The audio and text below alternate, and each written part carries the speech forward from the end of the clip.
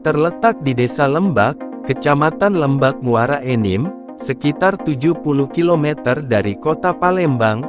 Danau Suji adalah sebuah danau yang berada di tengah perkebunan karet milik warga setempat. Menurut pengelolanya, Bob Permana, nama Suji diambil karena lokasi tersebut pada zaman Perang Kemerdekaan merupakan lokasi dapur umum bagi pasukan Jepang yang berjarak hanya 1 km dari Bandara Tentara Jepang. Keberadaan Danau Suji mulai dikenal ketika sebuah pabrik plywood di Kecamatan Lembak harus tutup karena pandemi COVID-19. Akibatnya, karyawan yang bekerja di sana termasuk yang berasal dari Kecamatan Lembak harus rela diputus hubungan kerjanya dan menjadi pengangguran.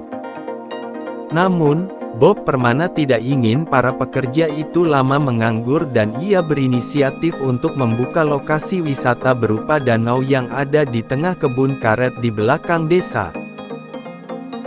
Keberadaan Danau Suji cepat mendapatkan sambutan dari masyarakat, tidak hanya dari Kecamatan Lembak, tetapi juga warga dari Palembang, Muara Enim, Lahat, Ogan Ilir, terutama kota Prabu Mulih banyak yang datang ke sana.